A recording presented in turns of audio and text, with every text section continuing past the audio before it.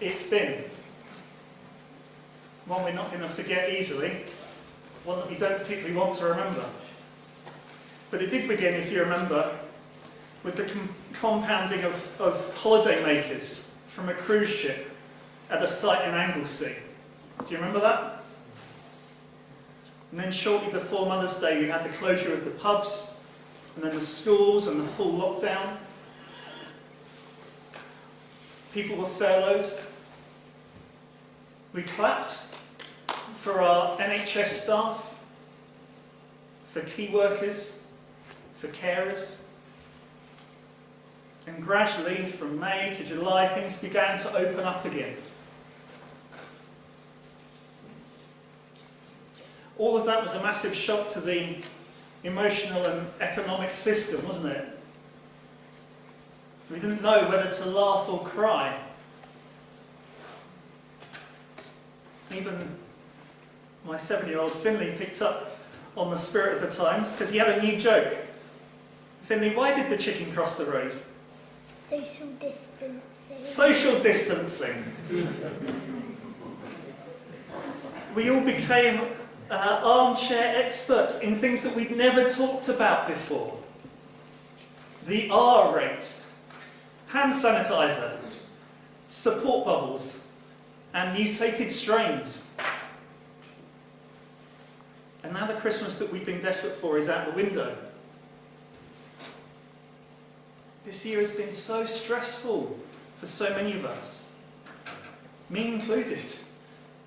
The fear of the virus, loss of income or employment, new rules to navigate at work, at school, at the shops, isolation, lack of human contact. Will we ever get back to normal life again? Will we ever be able to sing in church again?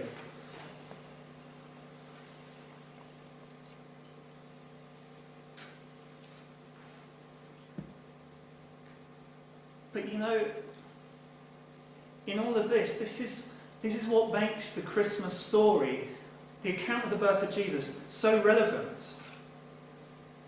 The story of our year may be one of chaos and despair. But in the birth of Jesus, there is so much hope. It reassures us that God cares, that God has a plan.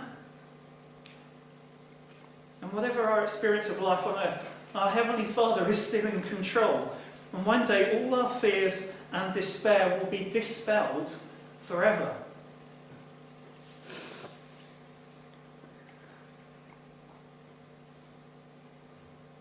Take the wise men or the Magi, for instance.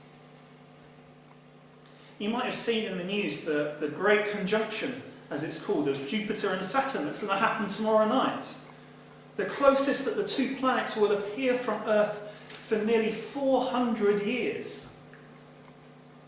Apparently all we have to do is just look close to the horizon in the southwest direction as the sun sets, if you can see through the rain. But people ask the question, well, is this the Star of Bethlehem? Is this the thing that led the wise men to Bethlehem? Maybe, maybe not. But something did.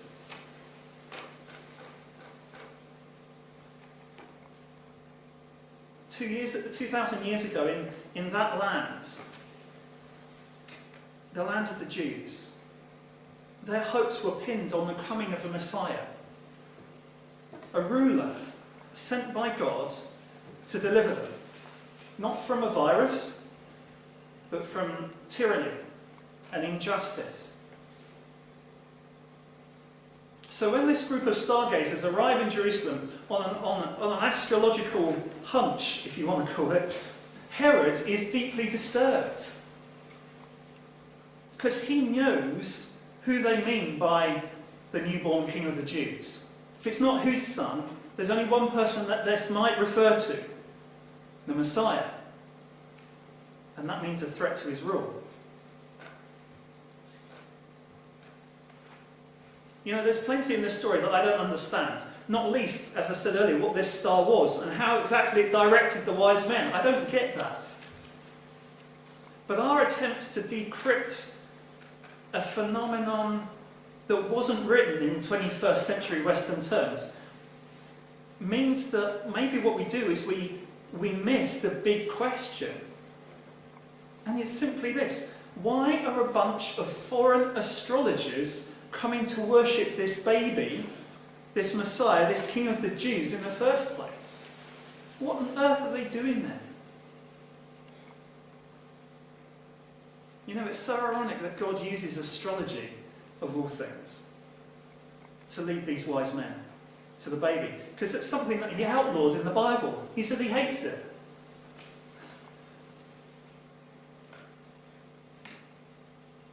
But there's another irony. And the irony is that the people of Jerusalem are missing what's right under their noses, even though these wise men have spotted it. There's another carol, O Little Town of Bethlehem, that has this line: the hopes and fears of all the years are met in thee tonight. What was under their noses was hope.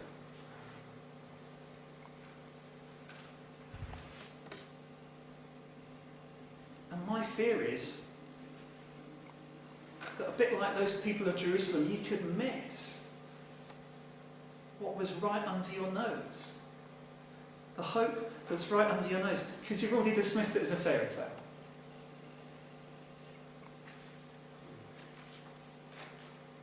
You know, that star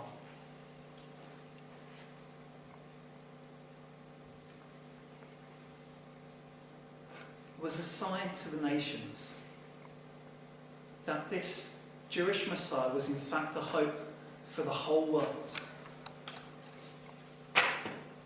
and was always meant to be. In Matthew's Gospel there, in that reading that we had, actually, the two from Matthew's Gospel, the one about Joseph and the one about the wise men, Matthew includes a quotation from the Old Testament about this Messiah. And then he does it again later on. And he says this about Jesus.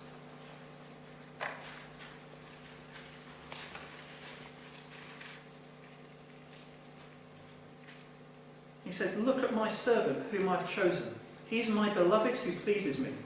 I'll put my spirit on him. He'll proclaim justice to the nations. He won't fight or shout or raise his voice in public. He won't crush the weakest reed or put out a flickering candle. Finally, he'll cause justice to be victorious, and his name will be the hope of the world."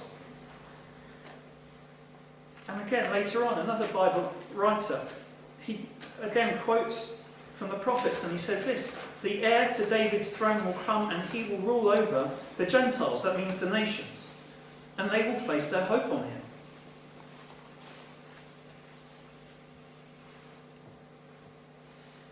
So like the wise men, this star calls us to come and worship. Not just to turn up at Christmas and sing some carols because it's nice, but actually to take joy in him all year round.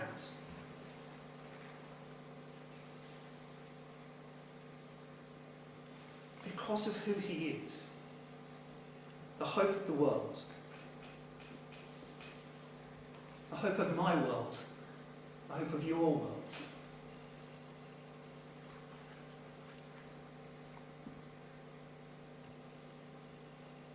We know this because he's conquered the one thing that we're all afraid of, the thing that the COVID pandemic has exposed, namely death. And Jesus came with a single purpose: to give his life for our sakes at the cross, and in his resurrection to give us the proof that the world God has in store for us will come. A world without death, a world without sorrow, without viruses, without tyranny, without oppression.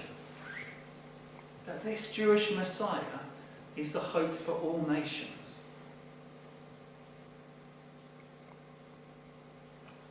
So I've just got that really simple message for you today. Follow the star, find hope again. Vaccine or no vaccine, mutated strains or life as normal, hope has already come.